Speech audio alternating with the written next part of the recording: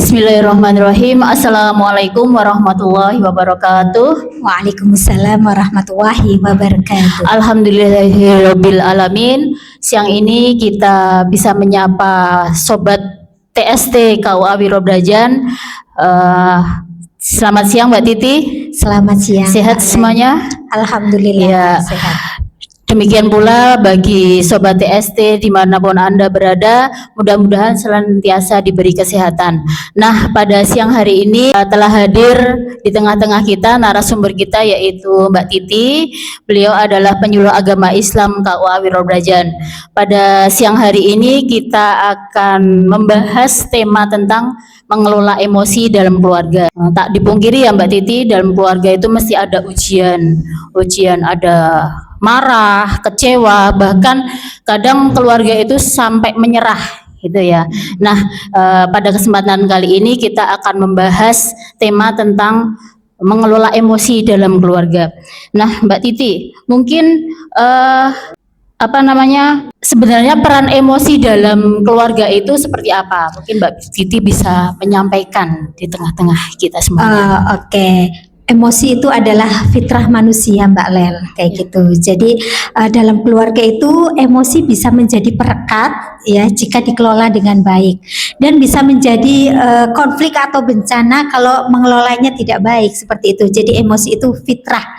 Kita maksudnya sudah dari sananya kita bisa emosi atau apa itu enggak masalah karena itu termasuk fitrah manusia. Oh ya, mungkin emosi itu perlu kita kendalikan gitu ya Mbak Titi, enggak perlu dilampiaskan. Tapi terkadang emosi itu spontan datangnya ya Mbak Titi. Iya, jadi betul.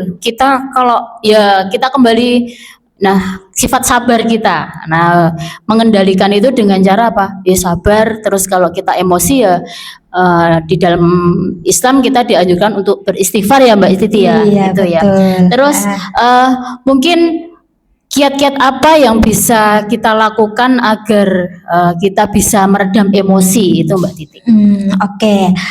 Jadi kayak emosi dalam hal ini umpama lagi marah itu ya, itu manusiawi kayak gitu. Jadi tadi Mbak Le juga udah bilang kita bisa meredam emosi, bisa salah satunya dengan perbanyaklah istighfar kayak gitu ya, astagfirullahaladzim kayak gitu. Terus bisa aja kita ambil wudhu, habis itu tarik nafas pelan-pelan, dan kalau pas kita lagi sepertinya kayak cekcok dengan atau perselisih paham dengan suami atau teman, kita nggak langsung menjawab, nggak apa-apa, kita tenangkan dulu pikiran kita seperti itu, terus tarik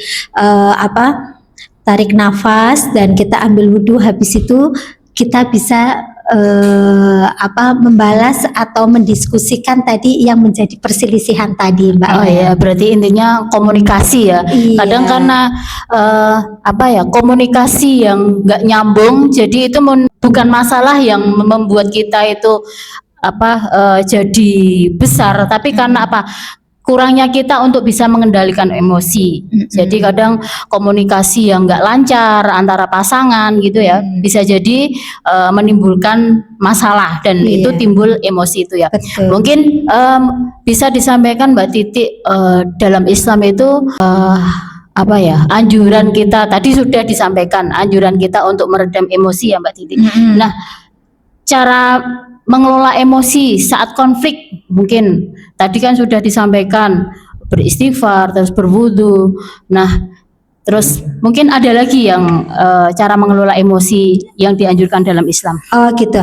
Jadi bisa aja yang tadi ya sudah berwudu sama menunda respon Mbak Lel kayak gitu, dan memilih waktu yang tepat untuk berbicara dengan kepala dingin seperti itu. Jadi karena kita harus intensitas berkomunikasi, karena kurangnya komunikasi itu bisa aja ada kesalahpahaman di antara dua pihak itu. Jadi di sini disarankan kita diam sejenak, terus menunda dulu untuk meresponnya agar kita dingin kepala kita seperti itu. Makanya dianjurkan dengan kita istighfar, habis itu kita berwudu, habis itu baru merespon permasalahan-permasalahan yang tadi yang perlu kita selesaikan. Iya, jadi salah satu harus diam dulu ya Mbak Titi Iya. ya. Tapi ya diamnya jangan terlalu lama ya Mbak ya. Oh, betul. Maksimal berapa hari? 3 hari ya Mbak ya. Maksimal Jadi, ya, 3 hari. Jadi jangan sampai lebih dari 3 hari, itu ajaran Islam menyampaikan seperti itu ya Mbak Titi.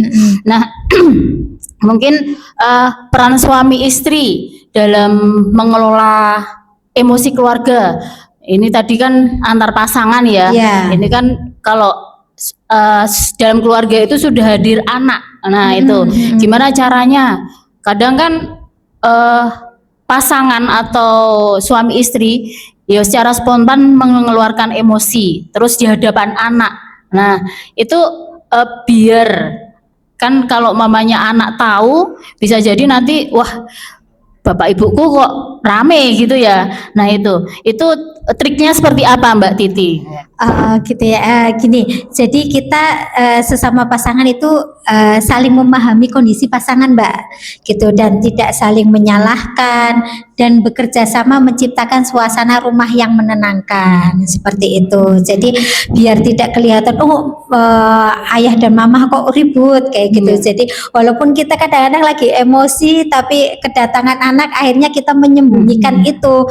Untuk apa? Biar kita itu di mata anak-anak itu bisa jadi figur dan kita bisa ternyata emosi itu bisa direndam loh, bisa ditahan, tidak dikeluarkan serta merta dilampiaskan seperti itu. Ya. Iya gitu. Jadi makanya benar komunikasi itu sangat penting karena dengan komunikasi itu kita akan sama-sama mengerti pasangan kita, kayak gitu, mengerti keadaan pasangan kita. Mungkin pasangan kita juga pas pulang dari kerja merasa lelah, di jalan macet seperti itu, tiba-tiba ada pikiran yang mengganggu pikirannya dan tidak terduga, itu marah yang tidak disengaja lah, itu kita mendengarkan aja dulu seperti itu, terus memahami kondisinya kayak gitu. Jadi tidak ada saling basa Jawane padu ya Mbak. Ya, padu yang ya nanti imbasnya juga pada anak-anak ya. Iya.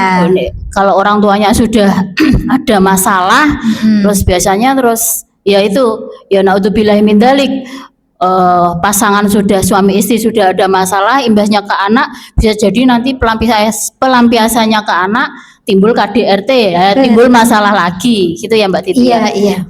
Mungkin ada nggak perintah dari Al-Quran yang kita untuk menjaga agar kita tidak emosi, bisa disampaikan Mbak Titi? Oh ya, kan ada yang artinya hati yang dekat dengan Allah itu lebih tenang, sabar dan bijak dalam merespon masalah, itu termasuk dalam urusan keluarga. Terus ada man syabara dhafira, barang siapa yang bersabar maka dia beruntung. Seperti itu Mbak Lel. Ya.